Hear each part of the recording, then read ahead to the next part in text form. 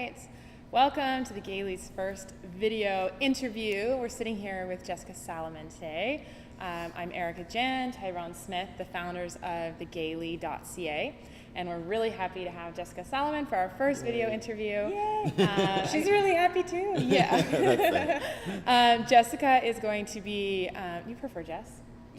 Jess is good. Yeah. She is performing in Montreal's Fringe Festival, started Thursday. That was my first show, yep. Running through next Sunday. So I just want to ask you to tell us a little bit about you, because you have an interesting history that I think plays into the show. Right, so I used to be a war crimes lawyer with the UN. I worked in The Hague at the Tribunal for the former Yugoslavia. And I quit my job and have been now pursuing comedy. And that's what my Fringe show is pretty much about, because a lot of people have been asking me, why would you do that? That's crazy. You know, or sometimes they say brave, like that. They usually say brave. They say that's so brave. But I know they mean crazy. And so my show's about that, the career transition from The Hague to the stage. And then on some nights to the bottle. You have a story about your grandma, though, too, right? When you decided to do the transition. My grandmother, she just really wants me to have like the white picket fence life. She wants me to have. She wanted me to stay in law. She wants me to marry a man, and be taken care of. That's what she wants. That's her dream. Yeah. But she's also like a huge comedy fan. Mm-hmm. She loves comedy. She loves dirty stuff. She loves dirty comedy. It's really what makes her laugh. And I know she gets a kick out of things that like our conversations and our joking around. But I think she just thinks it's like a bit low classy, and she doesn't want me to be doing comedy. Right. So she was trying to talk me out of the show. She's trying to talk me out of comedy, and I managed to get her to record something introducing and welcoming people to my show, and then giving me a piece of advice for my show, which is basically to make it dirty. People like dirty, she likes dirty, and that's kind of how it starts. Yeah, that's good. Awesome. So there's a few dirty moments in the show too. So, but I'm confused because I read a few things about your work transition. Yeah. Like, did you just decide to just up and quit without any comedy experience? You just were like, I'm going to do this without knowing if you could? Yeah. I'm like a very all or nothing person. And also because I was working in The Hague, it was very hard to do comedy there on the side. Because it was Holland, so there wasn't a lot in English, and there wasn't much in the way of comedy. I did do one open mic in Amsterdam. I took the train down, and like after work one night, and I got up on stage. I wasn't supposed to go up that night. I was supposed to go up the week after, but that week was canceled. So they're like, if you want to go up, here's your chance. And so I did, and I wasn't super prepared. I just talked a lot about like expat stuff, things about the Dutch that I thought were weird, like what's the deal with, Dutch guys in orange corduroys?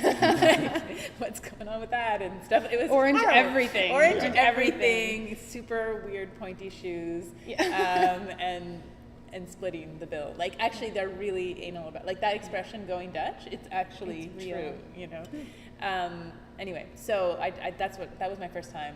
And I was like very uncomfortable under the spotlight, like not seeing people. That whole experience of being on stage was, so that was the first time. Got hooked. Awesome. It's addictive. Watch out. Jeez, yeah, holy. And it's funny. So the show then at Fringe is about what? So the Fringe is, I talk about my time in The Hague and a little bit about what it was like there. And then I sort of backtrack to some stories about my pre-law days, which I call my Guatemalan fanny pack years, which were sort of time in my life where I really wanted to do good in the world, preferably while partying, because that was like actually my only skill. Like I was still in undergrad, I completing my liberal arts degree, and I really didn't have much to offer. But I wanted to do something, so there's some stories about that Hence period. The title, Doing Good. Not so much good at all, but then with the heart in the right place. Right. And then the last part of it is the transition to stand-up, and that's a section of the last part of the show. I do some stand-up comedy. That's the part that's a little bit more dirty. The middle section, the beginning section, the war crimes part is it's humorous, but some parts are serious too, and a little bit informative, I guess. So so last summer you did Girl on Girl with Deanne Smith. Yeah, that was last fall. Deanne Smith and I co-produced a comedy show, a lesbian comedy show called Girl on Girl on Girl at the Comedy Works, and it was the most fun. It was a great night. You were there. Yeah. And there was a good reception? It was a good reception, and we're going to do it again, definitely. Hopefully on tour, hopefully in the fall. That's the idea. So what is it like being a comedian in the gay community, though? Is there like a really, do you have a really good, strong, straight audience? And also, is there really a lot of support for gay comedians? Is that a niche?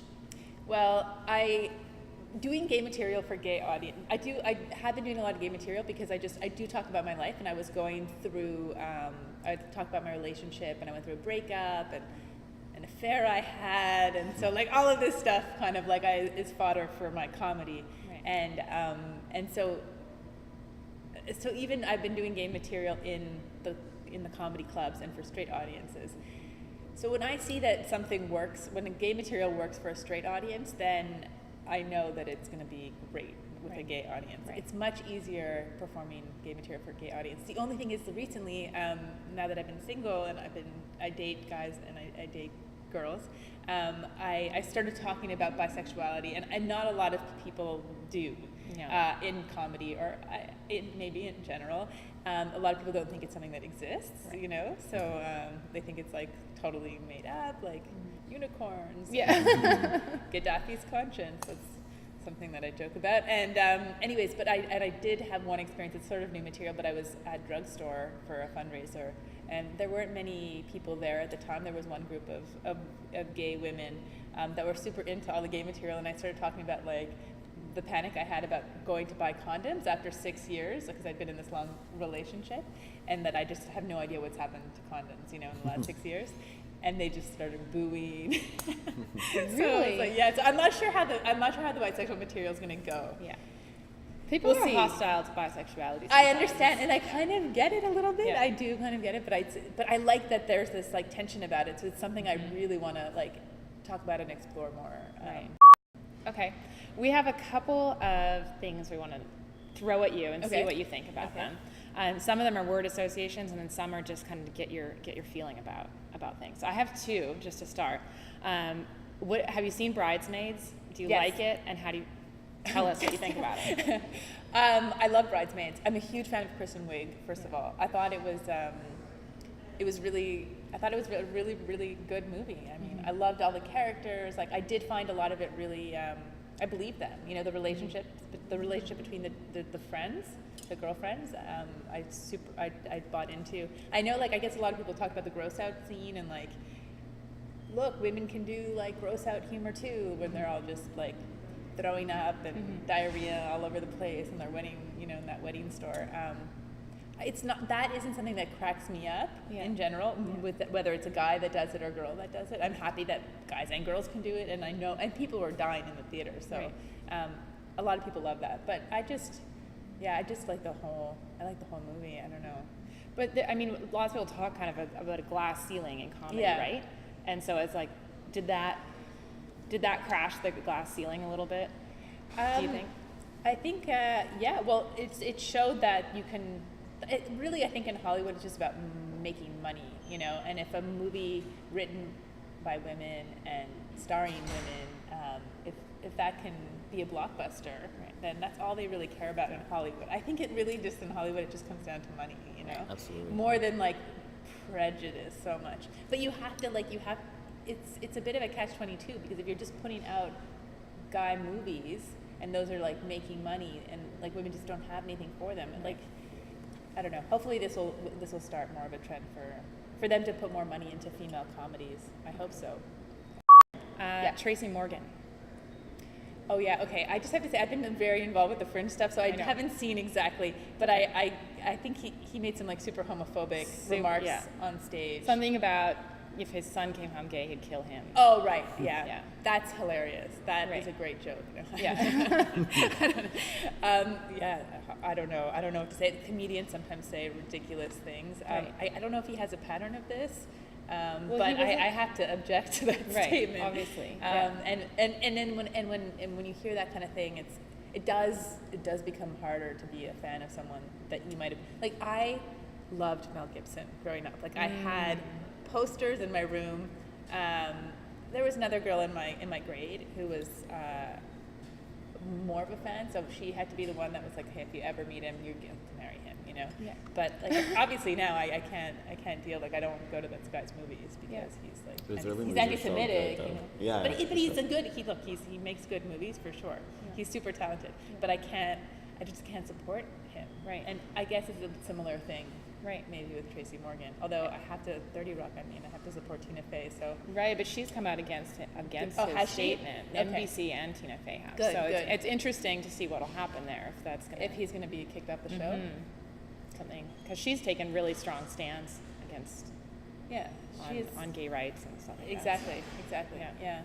that. Okay. Well, You have see words- ya, Tracy Morgan. Yeah, Good exactly. luck. No, I mean, he Well, was in Tennessee, which is like they've passed all of these really anti-gay bills in the last few weeks, and like I think he kind of thought that it was a good environment for it, but it's never really a good environment for it. But anyways, you have some words. Well, I have a couple words. First of all, I have to just talk about these shot glasses yeah. for 2 seconds. No, we should have some alcohol. We should have some alcohol in these, but these are the shot glasses that Jessica brought us today as a gift. But Doing good. Fantastic, doing good.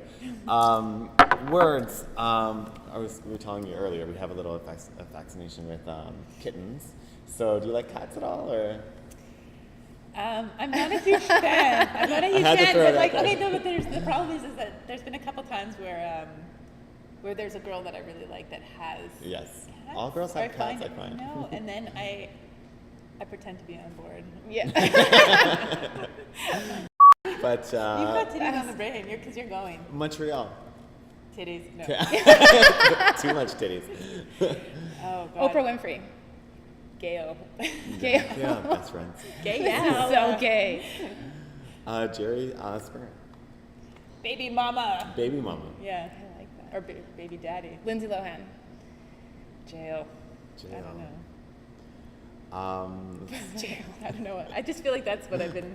Yeah. No? Titties. Titties, jail, Jail. Lindsay Lohan. Okay. Baby daddies. Where are you? Get it together. Deanne Smith. Oh. Comedy. We like her. Yeah. We like her. Funny. Yeah. And glasses, asymmetrical haircut, tie. Yeah, she's cute. Girls in ties, though, it really does it for everybody. I think. Yeah, it's good. Yeah. It's good. Great. Lesbian haircuts. Ooh. I wish I could pull one off. Yeah? Yeah. Stephen Harper. Get out. You have another I one? think of that page. Like lately, I'm just thinking of that That page. page, yeah. That was kind of awesome. Yeah. She got fired, I think. Yeah, she should have been. I mean, she deserved it. But still, good for you. Yeah, that's Gilles it. Duceppe. I'm so sorry. I'm so sorry. Yeah. Jack Layton. Nice try. Sexy a little bit. Yeah. It's the bit, yeah. mustache, I don't know. He won me over in the debates. He Yeah. won me. Yeah, I like him. Barack Obama. Barack Obama. Also sexy. Like Yeah, in a strange way, though. Yeah. Oh God, such complicated feelings. Love and sort of disappointment, and then Yeah. love again, Yeah. and then second term. Yeah. Second term. Second please. term. So we want to talk just quickly about the summer, what's happening in the summer for you after Fringe Festival. Yeah. So I've started producing. Okay. I've started producing a show. It's called the Comedy Bistro. First Wednesday of every month. July 6th is the next one. Deanne Smith is headlining. It's at a place called Parc des Princes. Cool. So Doing Good with Jess Salomon at the Montreal Fringe Festival started Thursday going through next Sunday, the 19th. More information on Jess Salomon, JESSSALOMON.com. Thank you so much for joining us. Thanks for having me. Thanks. Thank you for listening. Yay.